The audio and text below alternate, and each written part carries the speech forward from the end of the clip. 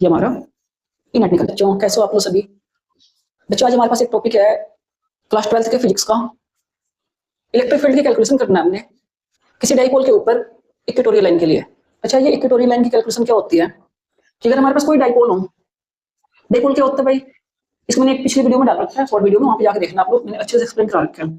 फिर भी अगर हमारे पास दो चार्ज इक्वल और अपोजिट साइन के हो ना भाई, उनको एक स्मॉल डिस्टेंस में सेपरेट करने की जो प्रोसेस होती है उसको कहते हैं डाइपोल।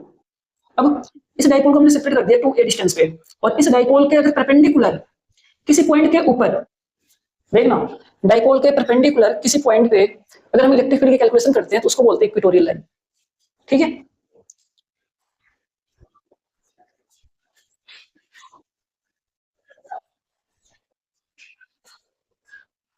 Equatorial line. बच्चों आज हम इसकी डेफिनेशन देखते हैं।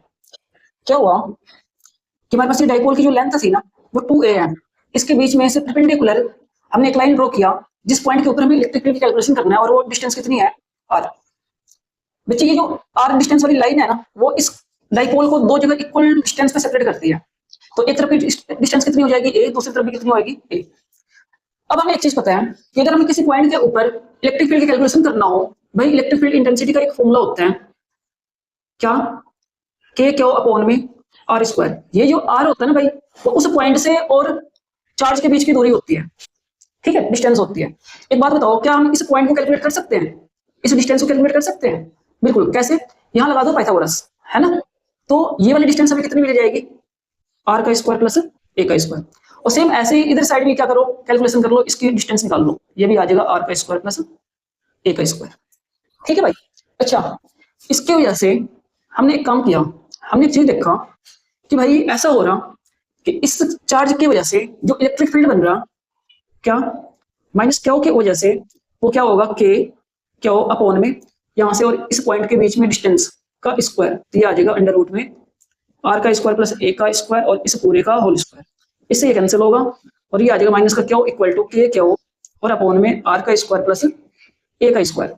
सेम ऐसे ही अगर हमने इस वाले के लिए यानी प्लस क्यू के लिए अगर हमने इलेक्ट्रिक फील्ड की कैलकुलेशन किया तो हमारे पास क्या निकल के आ रहा, चेक करो जरा इसे भी, के क्यू अपॉन में अंडर रूट में आर का स्क्वायर प्लस ए का स्क्वायर और इस पूरे का होल स्क्वायर। स्क्वायर से रूट काट दो, ये आ गया E plus Q equal to K Q upon में आर का स्क्वायर प्लस ए का स्क्वायर। अच्छा, एक छोटी सी कैलकुलेशन से भाई हमने ये पता कर लिया कि जो इस माइनस क्यू की वजह से जो इलेक्ट्रिक फील्ड बन रहा है वो भी है, वो इतना है, और प्लस की वजह से जो बन रहा है वो ये है। और हमने देखा कि ये दोनों के दोनों आपस में क्या है भाई, इक्वल है। अगर ये दोनों आपस में इक्वल है तो हम कह सकते हैं कि भाई हमारे पास E minus Q E plus Q के इक्वल आ गया। ठीक है। अच्छा, अब इसके बाद से हमारे पास में डेरिवेशन स्टार्ट होती है।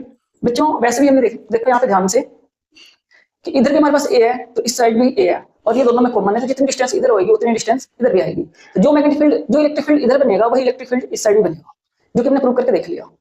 अब इसके कैलकुलेशन के लिए हम इसमें ना कुछ ज्योमेट्री फॉर्म का यूज करेंगे। जैसे हमने एक काम करा, इसका बनने वाला जो एंगल है ना भाई, इसको हमने क्या मान लिया, थीटा। तो इधर भी क्या बनेगा हमारे पास, थीटा। बच्चों इस इक्वेटोरियल लाइन के कैलकुलेशन के लिए हम वेक्टर के एडिशन का यूज करेंगे और कंपोनेंट मेथड का यूज करेंगे। कंपोनेंट मेथड क्या होता है मैं आप लोगों को बताता हूँ कि हमने एक काम करा, इस डाइपोल के पैरेलल हमने एक लाइन खींच दिया, ठीक है, ये हमारे पास लाइन होगी। बच्चे इसको ध्यान से देखना, हमने इसके पैरेलल इसको ड्रॉ कर लिया। कंपोनेंट क्या होते हैं, अगर हमारे पास कोई एक्सिस है, ये है एक्स, ये है वाई, और कोई रिजल्टेंट है हमारे पास आर। हमने एक काम करा, अगर हमारा एंगल एक्स के साथ बन रहा तो भाई जो इस एक्स एक्सिस पे कंपोनेंट होगा वो होगा आर कोस थीटा। क्यों? एंगल के साथ हमेशा कोस बनता है, और जिसके साथ एंगल नहीं बनता उस पर बनेगा आर साइन थीटा। ठीक है।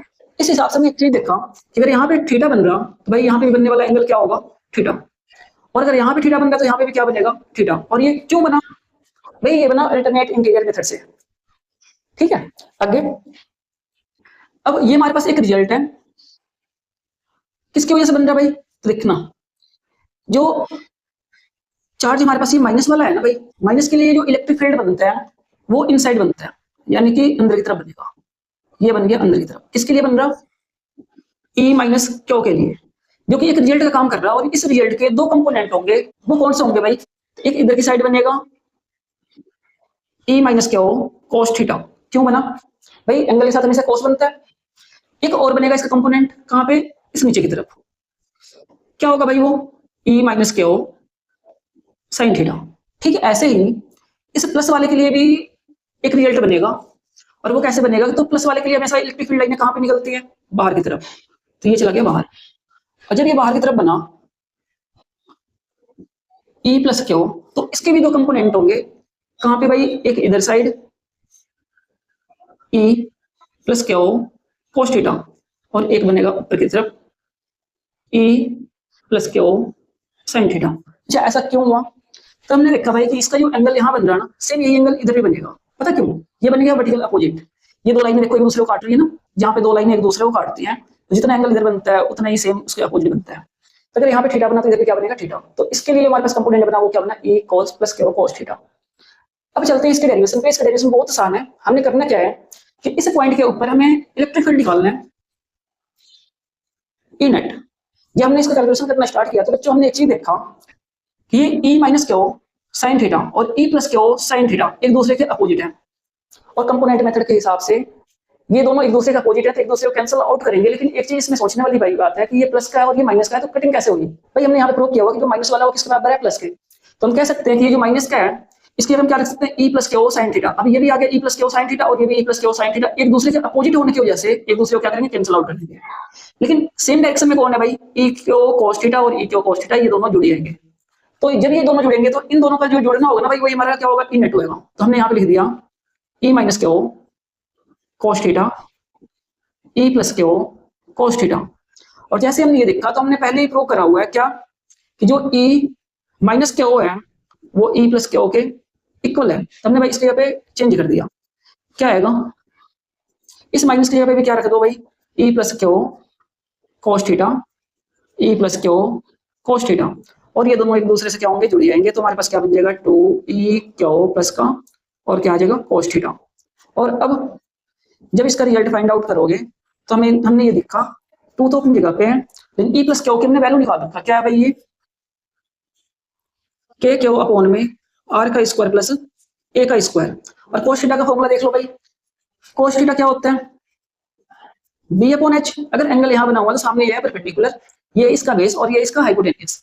तो बेस में क्या आएगा? ए, और हाइपोटेन्यूस की डिस्टेंस कितनी है भाई? अंडर रूट में आर का स्क्वायर प्लस ए का स्क्वायर। इस कोस के ये पुट करा दो तो ये हमारे पास आ जाएगा ए अंडर रूट में आर का स्क्वायर प्लस ए का स्क्वायर। तो हमारे पास ये निकल के आ गया ई नेट इक्वल टू, देखो के को अलग कर दो और ये तीनों हमारे पास ना एक साथ अलग हो जाएंगे। ये आ जाएगा हमारे पास 2a क्यू, और नीचे आ गया भाई आर का स्क्वायर ए का स्क्वायर, और इसकी पावर क्या है? 1/2, इसकी पावर क्या है? 1, तो ये मिलकर बन जाएगा 3/2। अब हमें एक चीज पता है, इलेक्ट्रिक डाइपोल मोमेंट का फॉर्मूला होता है 2a क्यू। भाई इसके जगह पे क्या करोगे? इसे रख दो ई नेट इक्वल टू के पी अपॉन में आर का स्क्वायर ए का स्क्वायर होल पावर 3/2। ये हमारा ई नेट निकल गया। अब इस पॉइंट के ऊपर जो हमारे पास इलेक्ट्रिक फील्ड होगी ना टोटल, भाई वो ये होएगी। ठीक है, अगर आप लोगों को ये डेरिवेशन समझ में आया हो तो चैनल को लाइक करो, सब्सक्राइब करो, शेयर करो इस वीडियो को। मिलते हैं अगली क्लास में एक नए क्वेश्चन के साथ।